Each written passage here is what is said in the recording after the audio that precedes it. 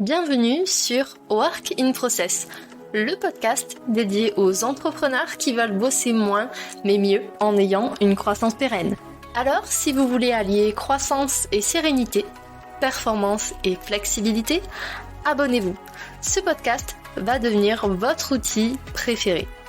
Je suis Marine Aubaré, business designer. Ma passion ? Décortiquer vos problèmes et vous proposer des solutions innovantes et performantes. Bienvenue dans l'aventure. Bonjour à tous et bienvenue dans un nouvel épisode de Work in Process. Aujourd'hui, je viens répondre à la question comment trouver le bon prestataire. À la fin de cet épisode, vous allez repartir avec une méthodologie complète pour ne plus faire de mauvais choix sur vos prestataires. Vous allez aussi repartir avec des idées d'outils, des inspirations pour pouvoir créer votre propre process pour trouver les bons prestataires. La première chose à savoir, c'est que si vous vous basez uniquement sur les recommandations de vos copains entrepreneurs, c'est pas forcément la meilleure pratique à adopter. Parce que oui, si un prestataire a fait du bon travail pour un de vos copains entrepreneurs, ça veut pas forcément dire que ça se passera de la même façon pour vous, même s'il y a quand même de fortes chances. Vous voulez trouver la perle rare ? Alors pour mettre toutes les chances de votre côté, suivez ma méthode. La première chose à faire est de définir des objectifs. Concrètement, pourquoi est-ce que vous avez besoin d'un prestataire ? Quel est le contexte de ce recrutement ? Quels sont les enjeux de cette mission ? Est-ce qu'il y a des prérequis, des activités spécifiques à accomplir et surtout quels sont les livrables que vous attendez ? Définissez aussi des résultats clés à surveiller pour savoir si la mission s'est bien passée ou pas. La deuxième étape, c'est de faire un petit tour sur le marché du travail. Faites-vous une idée des prix qui sont pratiqués par ce type de prestataire. Alors forcément, ça va varier en fonction de l'expérience, de la rareté des compétences que les prestataires vont avoir. Pour ça, regardez les plateformes de freelance, comme par exemple freelance.com ou Malte, qui vont vous donner déjà une première idée du budget que vous allez devoir allouer pour recruter un prestataire. Troisième étape de cette méthode, c'est de créer une fiche de poste. Ça semble un peu désuet et facultatif pour un prestataire, mais je vous assure que ça évite énormément de problèmes. Dans cette fiche de poste, encore une fois, vous allez décrire le contexte, les enjeux de la mission, quels sont les prérequis, les attendus, les missions que la personne va devoir faire et surtout les livrables que vous attendez. Pensez à intégrer dans cette fiche de poste tout ce que vous recherchez chez un bon prestataire.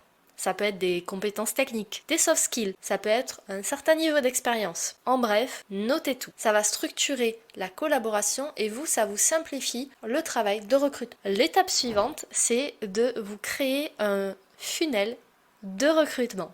Oui, pour les prestataires, ça marche aussi. Dans ce funnel, qu'est-ce que vous allez retrouver ? La première chose, c'est les étapes qu'on a citées précédemment, c'est-à-dire la qualification de vos besoins, l'analyse de vos besoins. Ensuite, vous allez avoir une partie qui va lister les candidats. Un peu comme quand on poste un appel d'offres, on reçoit tout un tas de candidatures. Pour pouvoir les suivre sereinement et efficacement, il faut créer un outil. Soit vous pouvez créer un outil de toute pièce, soit vous pouvez adapter un CRM pour suivre l'avancée de vos candidats dans votre funnel de recrutement. Les étapes suivantes de ce funnel, ça va être forcément la qualification des candidats. Est-ce qu'ils sont retenus en présélection pour passer des entretiens ou non ? Et ensuite, il y a toute l'étape d'entretien et de validation du recrutement. À ce sujet, d'ailleurs, je vous ai parlé de CRM, mais n'hésitez pas, avant même de vous lancer sur ce type d'outil, à créer des templates, des modèles, que ce soit pour la fiche de poste, votre funnel, les questions que vous allez poser en entretien. Templatisez tout, parce que vous n'êtes pas à l'abri de faire un recrutement plus tard et ça vous fera gagner énormément de temps. Vous allez capitaliser sur vos ressources actuelles. L'autre chose que vous pouvez aussi intégrer si vous aimez la technologie, c'est d'automatiser tout partie de votre funnel. Alors attention, le relationnel humain va être très important dans un recrutement. Mais du coup, vous pouvez automatiser toutes ces petites tâches qui prennent du temps, comme par exemple envoyer un mail à un candidat qui n'a pas été retenu ou au contraire qui a été retenu avec le lien vers la salle de visio ou la date de son rendez-vous. D'où l'intérêt finalement de construire un funnel de recrutement. Vous saurez à quels endroits précisément vous allez pouvoir automatiser des tâches pour gagner du temps et gagner en efficacité. Dernier point et pas des moindres, c'est de faire attention au relationnel, comme je vous le disais, quand vous allez faire des entretiens. Vous allez avoir toute une série de questions que vous aurez travaillé normalement en amont pour qualifier la personne.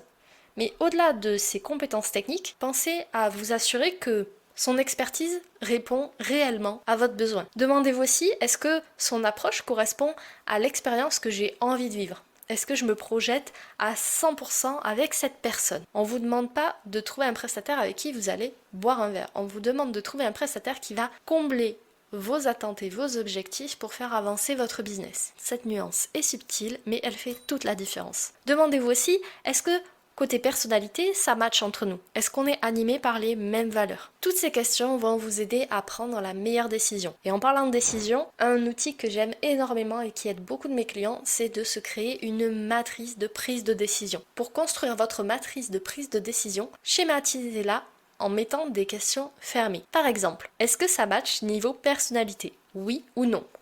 Mais si ça ne marche pas niveau personnalité, vous savez déjà que vous pouvez passer au prestataire suivant. Si ça marche niveau personnalité, vous pouvez passer à la question suivante. Les matrices d'aide à la prise de décision sont vraiment un gain de temps et de charge mentale énorme. Avec ces outils, vous êtes sûr de ne rien oublier et avouez que ça serait dommage de passer à côté d'un bon profil parce que vous avez oublié une question. Je vous souhaite bonne chance dans la recherche de votre prestataire et n'oubliez pas que si vous voulez être accompagné pour construire et travailler tous ces outils pour bien gérer votre premier recrutement, venez me contacter sur LinkedIn en me disant que vous venez suite à l'écoute de cet épisode. On prendra un café ensemble et je vous aiderai à construire le funnel de recrutement de vos rêves. On se voit la semaine prochaine pour un nouvel épisode. Voilà, cet épisode est maintenant terminé.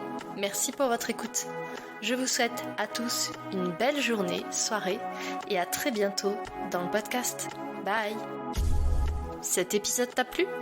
Tu peux le partager en me taguant ou lui laisser 5 étoiles sur Apple Podcast. Encore merci pour ton écoute, à très vite.